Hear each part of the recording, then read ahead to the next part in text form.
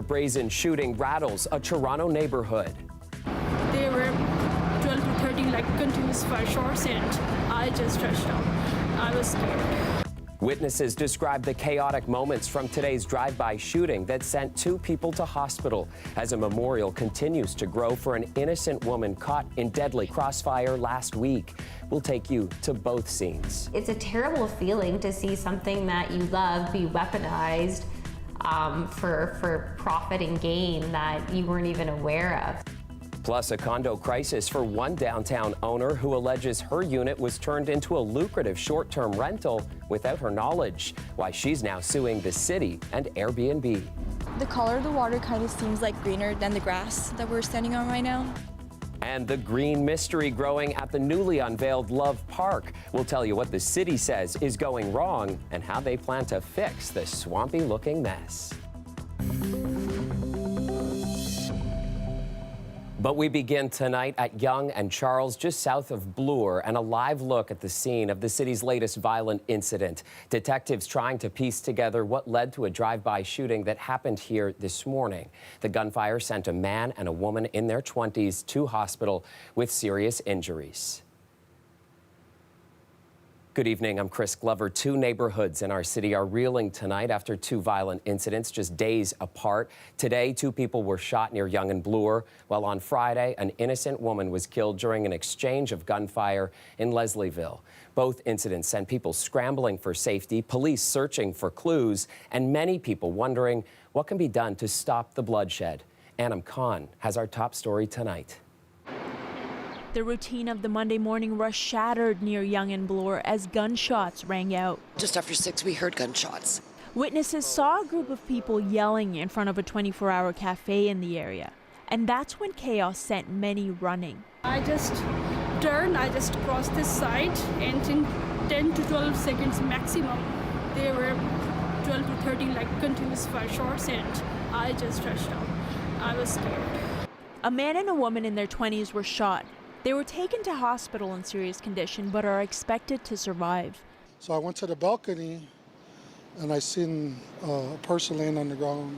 Police are investigating what escalated the ordeal into a drive-by shooting. There is a possibility that this incident has occurred as a result of a road rage. Across town in Leslieville, another neighborhood is still reeling from deadly violence this past Friday that claimed the life of wife and mother Carolina Huber-Macarat. Police say she was an innocent bystander killed in the crossfire after 3 men got into an altercation. The suspects fled on foot, police releasing these images of them, as today the memorial for Huber-Macarat continued to grow. I want to cry. Really sad, very sad. Nobody should be killed. Shouldn't have guns anyways. Mayor-elect Olivia Chow invoked the horrible tragedy today while promising to end the city's recent rash of violence. People in our city deserve to be safe. They deserve to feel safe. The challenge before me when I become mayor is to find ways to end gun violence and all types of violence in our city so that tragedies like this one do not happen. The founder of Zero Gun Violence movement says tackling gun violence starts well before it spills onto the streets. Whether it's housing, whether it's education, whether it's employment, they all have information that if you put it on the table, you might be able to see a clearer picture of what the problem is and what needs to be done. He says even though shootings across Toronto are down 30% compared to last year, the brazenness of the latest violent incidents shows there's still cause for concern. Anam Khan, CBC News, Toronto. To a tragedy on Lake Simcoe this afternoon where a 13-year-old boy drowned. Police say it happened just before 3 p.m. near Hedge Road in Georgina, Ontario. Emergency crews pulled the boy from the water without vital signs and performed CPR, but those life-saving efforts were unsuccessful. He was pronounced dead there on the scene, and police say no criminal investigation has been launched. Back here in Toronto, a 6-year-old girl who was hit by a car near High Park last week has now died of her injuries. The collision happened last Wednesday, just before 4:30 in the afternoon. A white Honda CR-V was traveling westbound on Dundas near High Park when the child suddenly ran onto the road and got struck. She was rushed to hospital with life-threatening injuries, where she later died. The investigation is ongoing, but police say they do not expect any charges to be laid. In Peel Region, police are attempting to keep the names of the officers involved in the death of Ijaz Chowdhury out of the public. A total of 5 officers were involved in the 2020 fatal shooting of 62-year-old Chowdhury. He was shot twice in the chest after his family called a non-emergency line when he was in crisis. Peel police are hoping they can secure a publication ban. Lawyers say the officers fear for their safety and mental wellness. The move comes after Chowdhury's family filed a $22 million lawsuit over what they say is the reckless police conduct that led to his death. Now to a CBC News exclusive. A condo owner is suing the City of Toronto, Airbnb, her former tenant, and her tenant's boyfriend after the woman signed a lease to rent her downtown condo last summer. The $1.6 million lawsuit claims the tenant illegally turned her condo into a lucrative short-term rental and that City Hall gave a complete stranger the green light to make it happen. Angelina King brings us her story. Fridge is empty, like definitely no one lives here. Allison Riskina says she took this video after discovering her rental unit had been transformed into an Airbnb without her knowledge. Empty. She says the lack of food and personal belongings were signs her tenant didn't actually live in the $2,500 a month condo, but instead was listing it on Airbnb for more than $200 a night. It's a terrible feeling to see something that you love be weaponized for profit and gain that you weren't even aware of. Riskina says it all started last summer when she rented her condo to a 37-year-old woman. Weeks later, the unit started popping up on Airbnb. It was rented at least 30 times, according to the site's reviews. Riskina says for 8 months she had no idea and only found out after the condo's management sent her an email about an Airbnb guest looking for the unit. She forwarded it to her tenant, and the response shows the tenant denying any knowledge of an Airbnb. Riskina found the listing online, but not under her tenant's name. I was just bamboozled as how this could possibly be happening. She contacted Airbnb but says the platform didn't immediately remove the listing. So she turned to City Hall to try and find out who registered the condo as a short-term rental with the city. Due to privacy rules, she had to file a Freedom of Information request, which took weeks. All the while, short-term rentals are not allowed at the building. I'm just mounting more and more risk of getting fined, risk of breaking the laws of the condo board, and it's my property. When she got the name, it was a man she'd never heard of. Turns out it was her tenant's boyfriend who wasn't on the lease. Riskina is now suing the city, Airbnb, and her former tenant and the boyfriend. Everyone had a financial gain. Riskina's lawyer says they all improperly profited from the unit. Plus, we're alleging negligence, and we're also alleging unjust enrichment, misrepresentation, breach of contract, and tortious interference with contractual obligations. The couple didn't respond to calls, texts, or emails from CBC Toronto. We also tried to speak with them at this home in Hamilton, which is owned by 2 people with the same names, but no one answered.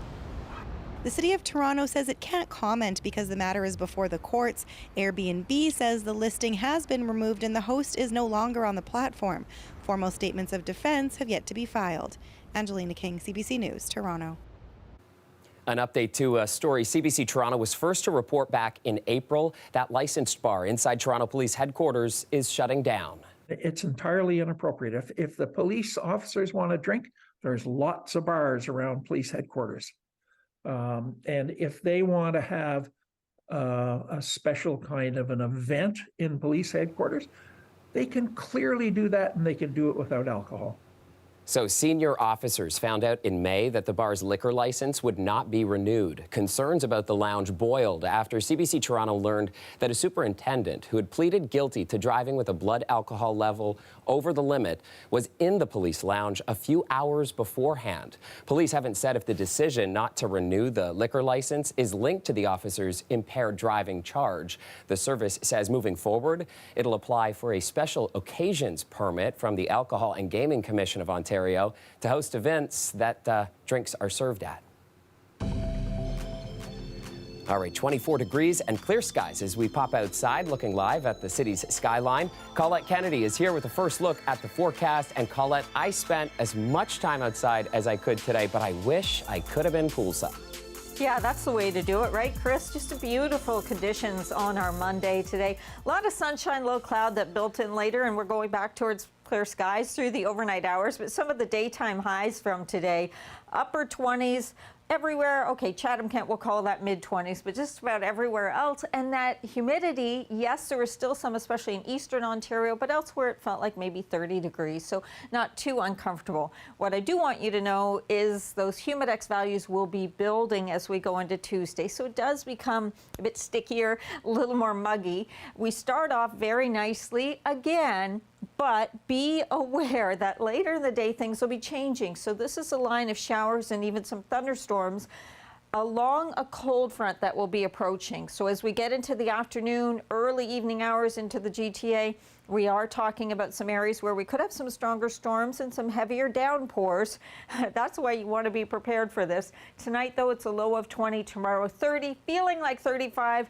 And then, Chris, we do cool down a little bit behind that front, and I'll explain more about that coming up. All right, sounds good. We will see you a little later on.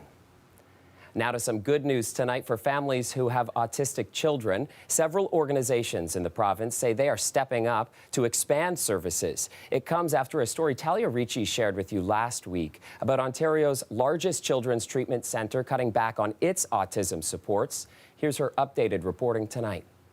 News of core clinical services for autistic youth coming to an end at Erin Oak Kids was devastating to parents. We're hoping to get as many of our team members around. Organizations that provide similar services say they were surprised by the move too. We were very shocked and surprised and also very saddened by the news, especially given the number of families that have been served by Erin Oak Kids for so many years. Erin Oak Kids says it's not required to provide fee-for-service autism programs which are paid for by families, and that this decision was made because it couldn't recover the costs associated with delivering the service or staff it sufficiently.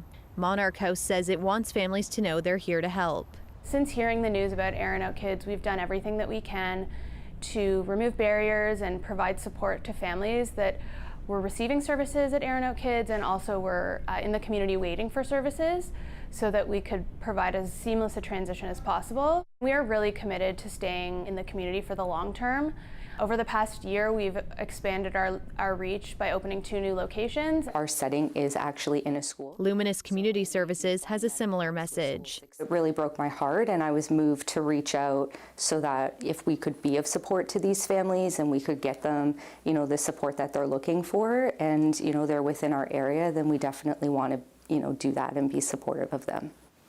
Here at Luminous, we are growing our core clinical division, and we do still have some openings for our fall intake. Core clinical services include applied behavior analysis, speech-language pathology, and occupational therapy. The province says part of its funding goes towards helping organizations build capacity and retain workers. But parents and advocates say there needs to be a broader view on how autism services are funded and delivered. Autistic people, we have often different conditions, differences that all need services, but so often it's only one aspect of this. Let's say it's speech therapy where we don't have physiotherapy. We are available to help with finding resources for as many people as possible, but it's difficult. Autism treatment shouldn't be into a ministry that deals with welfare. It's a healthcare issue. The treatment is medically necessary, and people should be using their health cards, not Visa cards. Don't the lives of families that have children with autism need medically necessary treatment? Don't their lives matter to anybody? Organizations that are working to help families know firsthand just how important the right supports are. Access to services not only can help a child learn and grow and have the best quality of life possible, but it also provides an immense amount of support and community for families who might otherwise feel alone. Talia Ricci, CBC News, Toronto. Welcome back. A frantic search for a missing Scarborough paramedic in northern Ontario has come to an end. The 23-year-old's body was recovered near James Bay just a few days ago, and as Patrick Swadden explains, the young man had a lasting effect on his community. I've been a medic on a native reserve for like a week. Arjun and Siva Sathya Raja's friends say he wanted to become a paramedic to help those in his community. He loved his job, that's one thing. He loved helping people. He's the type of person to go out of his way to do the most for people. And that job led him to a work placement in the Kashechewan First Nation on James Bay in Northern Ontario, where locals say he made a difference right away. He made many, many friends and was truly a part of the community. I mean, he adopted our way of life within a few days and was on the river. The same river that Siva Sathya Raja, another paramedic and nurse, were on last Monday for a supply run to a nearby hospital when their boat overturned. Siva Sathya Raja was swept away in the current. Dozens of boats immediately began looking for him. I still had hope. Like, it was the first day and we were just hoping that we would find him. Those rescue efforts lasted 2 full days, but on Wednesday afternoon, the young paramedic's body was recovered. Others back home in Scarborough devastated by the news. He had so much of his life ahead of him. The world lost someone very positive. And an outpouring of love online from the place he called home. But with the loss, the Kashechewan First Nation immediately rallied for Siva Sathya Raja's family. To know Kashechewan is to know a community. Local MP Charlie Angus saying hundreds donated to a fund to help the young man's family. They wanted to let the family know that he was very much a part of their family with the Mishkegawa Kashechewan Cree, even though he'd only been there a few weeks. The Kashechewan Nation raising $14,000 within mere hours. I grew up in the James and Hudson Bay Coast, and I've never seen anything like what the community has done for not only Arjunan but for his family. A GoFundMe has also raised over $40,000 to assist the family. Angus saying many are coming from Sri Lanka to attend his funeral. He gave his life trying to make life better for people in Kashechewan, and they're not going to forget him. This is going to be something that people remember. He's leaving us as a hero. This hero's brief time helping those in his community, leaving a lasting mark. Patrick Swadden, CBC News, Toronto.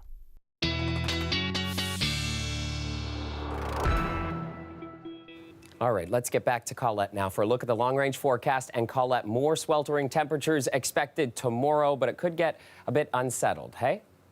Well, Chris, the start of the day tomorrow is going to be very nice, and it's the kind of thing, if you weren't listening to this and knowing what the forecast is going to be, you could be lulled into thinking the whole day will be that way. I want you to be prepared to have an umbrella around, but also just be paying attention because some of the storms we could see on the stronger side. And then even after that Wednesday, we do have a chance of getting some wet weather, especially from Windsor stretching towards St. Catharines, but even the GTA could be tagged. So we'll break it down into the two events. So Tuesday later in the day once this arrives. And when you're talking about thunderstorms, it can be locally heavier in one spot and you see nothing in another. So it's really hard for the models to pick up exactly where we're going to see how much.